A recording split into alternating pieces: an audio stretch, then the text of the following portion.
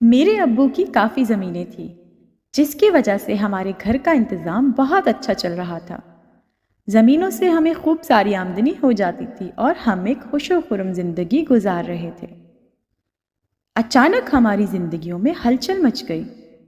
ابو کی کار کا ایکسیڈنٹ ہو گیا اور وہ جاں بحق ہو گئے۔ اس وقت میں سب سے بڑی تھی۔ میری عمر 13 سال تھی اور 9ویں جماعت میں پڑھتی تھی۔ چھوٹی بہن 7ویں میں اور سب سے چھوٹا بھائی صرف 7 سال کا تھا۔ ہم سب کا اس حادثے کی وجہ سے برا حال تھا، خاص طور پر ہماری ماں کا۔ ہم تو پھر بھی مطمئن تھے کہ ہمارے سروں پر ماں کا سایہ تو ہے۔ اس موقع پر چچا نے ہمارا ساتھ دیا۔ جو کچھ زمینوں سے آتا وہ ایمانداری سے ہمیں پہنچا دیتے اور ہمیں کسی چیز کی کمی محسوس نہیں ہونے دیتے۔ امی خاموش طبع اور صابر خاتون تھی۔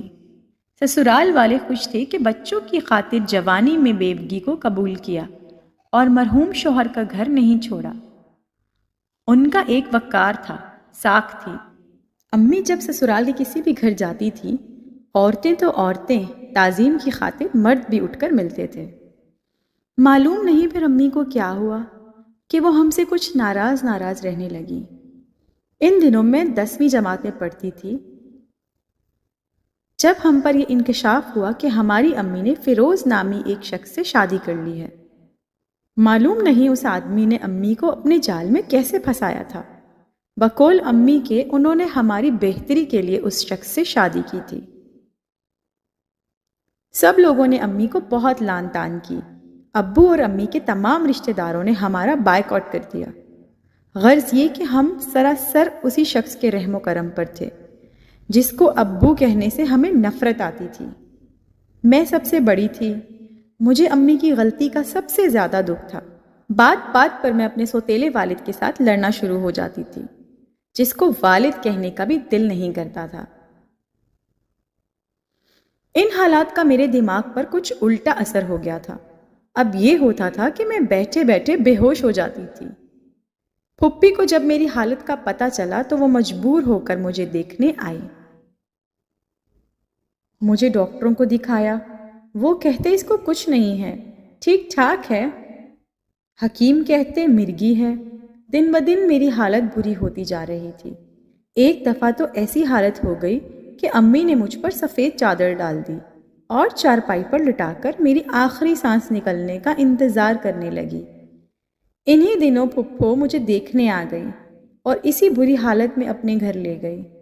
خدا کی کرنی کہ میں پھپھو کے ہاں جاتے ہی بغیر کسی علاج ٹھیک ہو گئی، اپنے پاؤں پر چل کر گھر آئی۔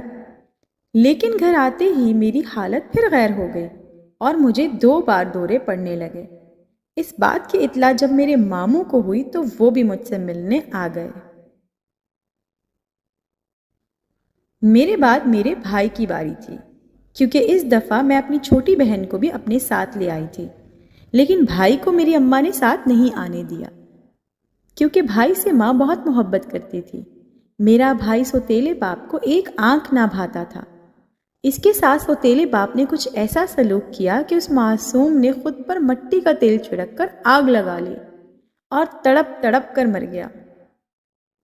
اب ماں کو احساس ہوا کہ اس نے دوسری شادی کر کے کتنی بڑی غلطی کی ہے۔ فیروز کا یہ اصرار تھا کہ زمین اور مکان میرے نام لکھ دو۔ مکان کے علاوہ آدھی سے زیادہ زمین والد صاحب ماں کے نام کر گئے تھے۔ ماں جائیداد اس شخص کے نام نہیں کرنا چاہتی تھی، مگر اس کی بدسلوکی کو سلوک میں بدلنے کے لیے انہوں نے اپنی جائیداد اس آدمی کے نام کر دی۔ یہ وجہ بھی بیکار ہو گئی کیونکہ ماں بالکل بے یار و مددگار ہو گئی تھی۔ وہ چاہتی تھی کہ یہ آدمی چاہے ساری جائیداد لے لے لیکن طلاق دے دے، مگر اس شخص نے بھی منظور نہ کیا۔ چھوٹی بہن کی شادی میں نے خالہ کی منت سماجت کر کے ان کے بیٹے کے ساتھ کرا دی اور خود ایف اے کر کے ایک اسکول میں ملازمت کر لی۔ انہی دنوں خالہ فوت ہو گئیں تو اس کے بعد مجھے کوئی بھی رشتہ دار اپنے یہاں رکھنے کے لیے تیار نہ ہوا، یہاں تک کہ بہن بھی اپنے گھر رکھنے کو راضی نہ تھی۔ میں مجبور ہو کر اپنی ہیڈ مسٹرس کے توسط سے ایک گرلز ہاسٹل میں رہنے لگی۔ بعض لوگ کتنے خوش قسمت ہوتے ہیں کہ بنا مانگے سب کچھ پا لیتے ہیں۔ اور بعض کو سوائے محرومیوں کے کچھ ہاتھ نہیں آتا۔ ایک پھپھی تھی جو سارے خاندان سے چھپ کر مجھے کبھی کبھار ہاسٹل میں ملنے آ جایا کرتی تھی۔ ایک دن پھپھو آئی تو ان کا چہرہ بڑا ہی پر امید تھا۔ آتے ہی بولی، بیٹا آج تم 2 دن کے لیے میرے گھر چلو، کیونکہ میری ایک سہیلی ہے سائم کی والدہ، وہ تمہارے لیے رشتہ لے کر آنے والی ہیں۔ پھپھو، آپ کو تو پتہ ہے میں نے ساری عمر شادی نہ کرنے کا فیصلہ کیا ہے۔ مجھے نفرت ہے مردوں سے، شدید نفرت۔ دیکھا نہیں ماں نے ہمارے لیے کیا سائبان ڈھونڈا؟ تو پھپھو کہنے لگی، زندگی بہت لمبی ہے بیٹا، کیسے تنہا گزارو گی؟ مرد تو محافظ ہوتا ہے، عورت کا سائباں ہوتا ہے۔ اگر یہ سائباں سر پہ نہ ہو تو عورت زمانے کی تیز دھوپ میں جھلس کر رہ جاتی ہے۔ پھپھو کو بھی ان کے شوہر نے 10 سالہ رفاقت اور محبت کا صلہ طلاق کی صورت میں دے دیا تھا، اور اپنی کم سن جوان سال سیکٹری سے بیاہ کرنے کی خاطر بہانے سے طلاق دے چکے تھے۔ انہوں نے طلاق دیتے وقت یہ بھی نہ سوچا کہ میری 2 معصوم بچیوں کا کون محافظ ہوگا۔ اس کے بعد میری پھپھو اور ان کی بچیاں بھی چچا کے گھر پناہ لینے پر مجبور ہو گئی، اور آج تک یہی ان کی ذمہ داری اٹھائے ہوئے تھے۔ جن دنوں پھپھو مجھے اپنے ساتھ لے گئی، میری پھپھی زاد بہن عقیلہ بہت دکھی لگتی تھی۔ مجھ سے کہنے لگی، عارفہ اگر کبھی مجھے ابا جان زندگی کے کسی موڑ پر مل جائیں تو میں ان سے ضرور پوچھوں گی کہ ناراضگی اور اختلاف اگر تھا تو امی سے تھا، لیکن ہمارا کیا قصور تھا؟ کیا بگاڑا تھا ہم نے آپ کا، جس کی آپ نے ہمیں یہ سزا دی کہ ہمارے سر سے سائبان ہی چھین لیا؟ دراصل وہ مجھے سمجھانا چاہ رہی تھی کہ تم تو سوتیلے باپ کی ستم سے تنگ ہو، ہمیں دیکھو ہم تو سگے باپ کی سنگ دلی کا نشانہ بن گئے ہیں۔ تبھی مجھے اور بھی زیادہ مرد حضرات سے نفرت محسوس ہوئی۔ تب میں نے فیصلہ کیا کہ میں ہرگز شادی نہیں کروں گی۔ سب مرد ایک جیسے نہیں ہوتے بیٹی، سائم بہت اچھا لڑکا ہے، تم مان جاؤ میری بچیاں اپنے ماموں کے سائے میں ہیں، ان کے رشتے تو کہیں نہ کہیں ہو ہی جائیں گے، لیکن تم تنہا رہ جاؤ گی، تمہارا رشتہ ہونا بے حد مشکل ہے۔ وہ دیر تک مجھے سمجھاتی رہی کہ تم نے مرد کا صرف ایک رخ دیکھا ہے، مان جاؤ میری بیٹی۔ پھپھو نے منت سماجت کی تو میں ان کی خوشی کی خاطر مجبور ہو کر ان کے ساتھ چچا کے گھر آ گئی۔ اگلے دن سائم کی امی آئی، مجھے دیکھا اور پسند کر لیا۔ پھر شادی کی تیاریاں زور و شور سے ہونے لگیں۔ وہ اپنے والدین کا اکلوتا بیٹا تھا۔ وہ دن بھی آ گیا جب چچا اور پھپھو کے سمجھانے پر میں دلہن بنی اور رخصت ہو کر سائم کے گھر آ گئی۔ آج امی بے تحاشا یاد آ رہی تھی۔ کاش اس دن وہ مجھے دلہن بنا ہوا دیکھتی، اپنے ہاتھوں سے رخصت کرتی۔ لیکن میں تو تھی ہی بد نصیب کہ ایسے اہم موقع پر نہ باپ کا ہاتھ سر پر تھا اور نہ ماں کی دعائیں لے سکتی تھی۔ شادی کے بعد چند ہفتے تو سیر و تفریح میں گزر گئے۔ پہلی بار خوشی اور سکون کی ایک جھلک دیکھی تھی۔ سائم واقعی بہت اچھا شوہر ثابت ہوا تھا۔ ساس، نندیں، سسر سب بھی حسن سلوک سے پیش آ رہے تھے۔ اتنی خوشی مل جانے کے باوجود بھی ماضی کی اداسی کسی وقت بھی مجھ پر اچانک یلغار کر دیتی تھی۔ تب میں دکھی ہو جاتی تھی اور ان لمحات کو جلانے کے لیے اداس گانے سنتی، اور میری یہ بات میرے شوہر کو ناگوار گزرتی تھی۔ وہ کہتے تھے، عارفہ آخر تم یہ غمگین گانے کیوں سنتی ہو؟ جب خوشیوں سے بھری زندگی مل گئی ہے اور میں تمہارا ہوں تو پھر زندگی سے بھرپور خوشیوں بھرے گیت سنو۔ جب بھی وہ مجھ سے شکوہ کرتے تو میں یہی جواب دیتی تھی کہ اداس گانے مجھے اچھے لگتے ہیں، ان سے میرے دل کو سکون ملتا ہے، تو وہ چپ ہو جاتے تھے۔ اس منحوس دن سائم دفتر سے واپس آئے تو بہت الجھے ہوئے تھے۔ آفس میں کام بہت تھا اور طبیعت بھی کچھ ٹھیک نہیں تھی۔ میں کام وغیرہ سے فارغ ہونے کے بعد اپنی پسند کے گیت سن رہی تھی۔ جب وہ آئے میں آنکھیں موندے لیٹی تھی اور ایسی گم تھی کہ مجھے ان کے آنے کا ذرا بھی احساس نہیں ہوا۔ کیا بکواس ہے یہ؟ سائم نے کیسٹ نکال دیا۔ 1000 بار کہا ہے کہ مت سنا کرو ایسے گانے، مگر تمہیں کب میری باتوں کی پرواہ ہے؟ نہ جانے کون سا دکھ ہے، کون جدا ہو گیا ہے تم سے جس کی یادوں میں اس قدر درد بھرے گانے سنتی رہتی ہو؟ میں ان کے انجانے خدشوں پر حیران تھی کہ یہ کیا کہہ رہے ہیں، کیا سوچتے ہیں؟ کیا میں اپنی پسند کے گانے بھی نہیں سن سکتی؟ حالانکہ میرا ماضی تو بے داغ آئینے کی مانند شفاف تھا۔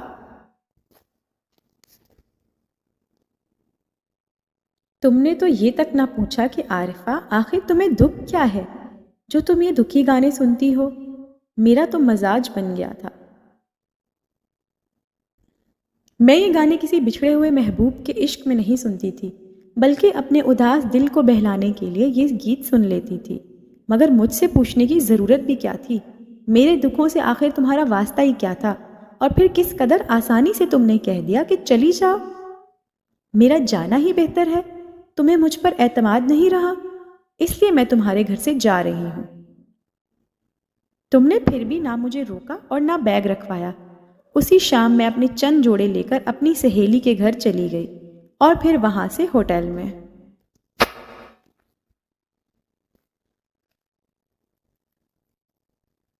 سائم کو یہ باور ہی نہ کروایا کہ اپنے بچپن کی باتیں، اپنے محروم باپ کی شفقت سے محرومی کا احساس ماضی میں مجھ پر اس قدر گہرا تھا کہ میں المیہ گانے سنا کرتی تھی۔ ہاسٹل آ کر بھی کتنے ہی دن تک سائم کی منتظر رہی کہ ایک دن اس کو جب اپنی غلطی کا احساس ہوگا تو وہ مجھے لینے ضرور آئے گا، مگر ایسا نہیں ہوا اور وہ نہیں آیا۔ کچھ عرصہ خاموش رہی اور پھر ایک دن طلاق آ گئی اور میں اپنی محرومیوں سے سمجھوتا کرنے لگی۔ جو تھوڑی سی رقم زمین فروخت کرنے کے بعد وراثت میں ملی، اس کو چچا نے ہم دونوں بہنوں میں برابر تقسیم کر دیا اور میں نے اس رقم سے ایک چھوٹا سا گھر خرید لیا تھا کہ سر پر سائبان نہ سہی باپ کے ورثے سے خریدی مکان کی چھت تو ہو جو مجھے سردی اور گرمی سے بچا سکے۔ 5 برس تک میں تنہا زندگی گزارتی رہی۔ اسکول میں دوبارہ ملازمت مل جانے سے مجھے سکون نصیب ہوا۔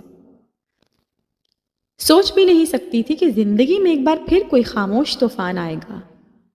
مارچ میں میری شاگرد لڑکیوں کے امتحان تھے، جب میری ملاقات میری شاگرد نائلہ کے توسط سے اس کی پھوپھو زاد شیزا سے ہوئی۔ میں نے اسے گھر آنے کو کہا۔ ایک دن میرے گھر کی بیل بجی تو ملازمہ نے آ کے بتایا کہ باہر شیزا اور اس کے والد وحید آئے ہیں۔ میں نے وحید کو ڈرائنگ روم میں بٹھایا اور شیزا کو پڑھانے لگی۔ شیزا روز اپنے والد وحید صاحب کے ہمراہ پڑھنے کو آنے لگی۔ 2-4 دنوں میں اندازہ ہو گیا کہ وحید اچھے انسان ہیں۔ نہ چاہتے ہوئے بھی میں ان کو ڈرائنگ روم میں بٹھا لیتی تھی۔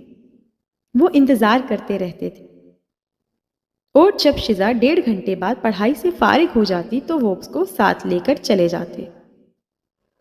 ایک دن انہوں نے مجھ سے کچھ وقت مانگا کہ وہ مجھ سے کچھ باتیں کرنا چاہتے ہیں۔